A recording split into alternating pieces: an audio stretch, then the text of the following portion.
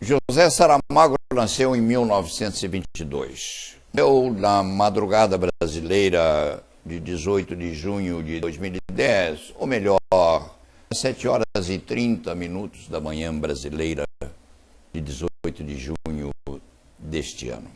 Quem dorme pouco sabe das notícias antes dos dorminhocos. O escriba sempre procura boas notícias na imprensa em geral, na vizinhança ou na rua. Dificilmente alguém traz convite para um casamento ou batizado. Há quem abra os jornais e vá primeiro ao obituário, caçando sobrenomes conhecidos.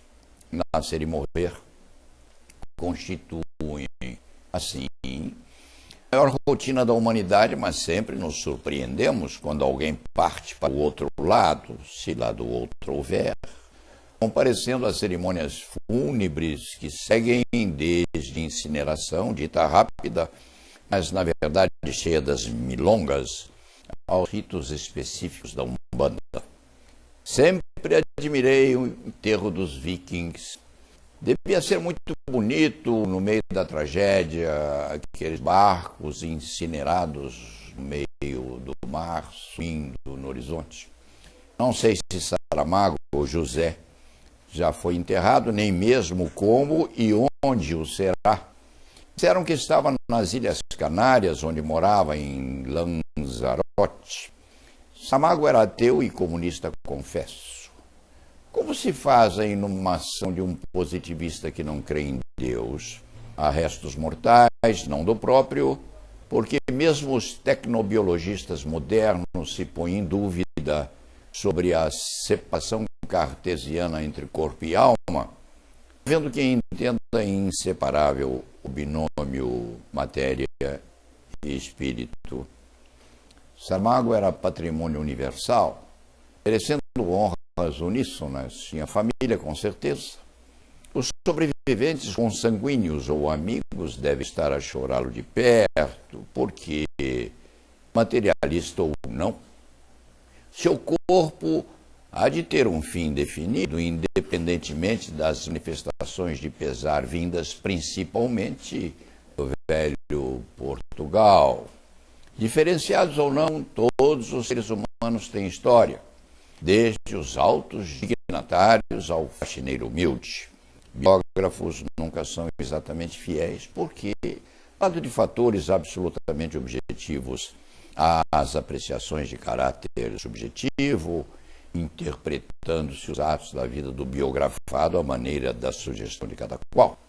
Não vale a pena exemplificar, valendo dizer que muitos personagens importantes da literatura, das ciências e afins se transformaram em lendas transmitidas de geração a geração, compondo-se então uma verdade repleta de fabulações.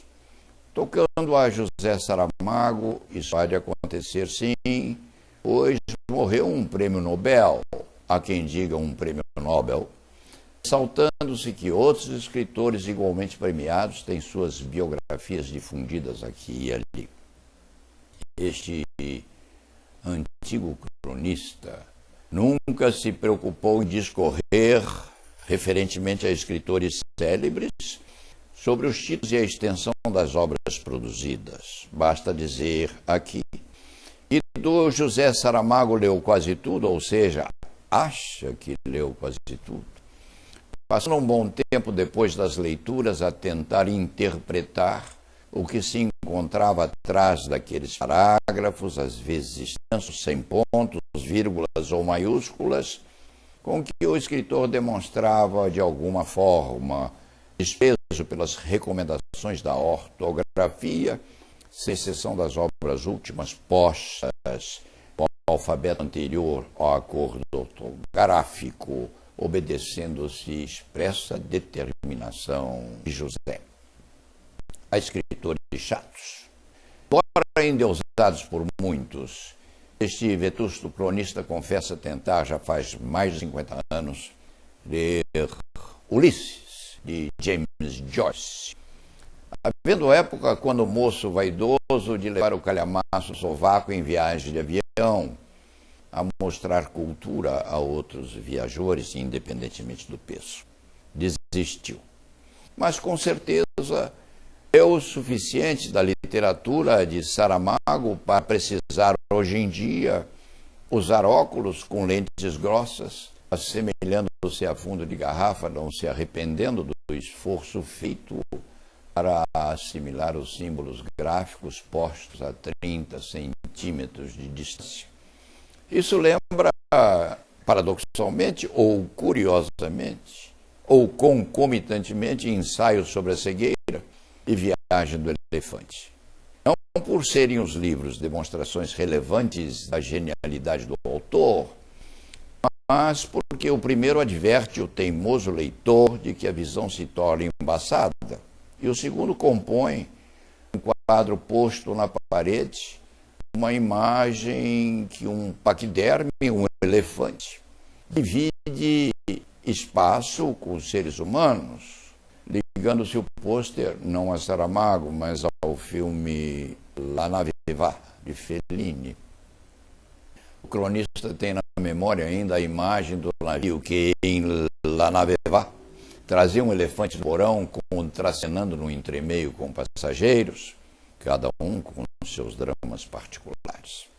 Já se percebe que há uma ligação de causalidade muito remota entre aquilo que se lê e aquilo que a própria vida traz ao leitor dentro de tal contexto. O cronista embola também, mesmo não havendo relação estreita em tudo, José Saramago. Leia-se Memorial do Convento. Jorge Amado, falo em Dona Flor e seus dois maridos.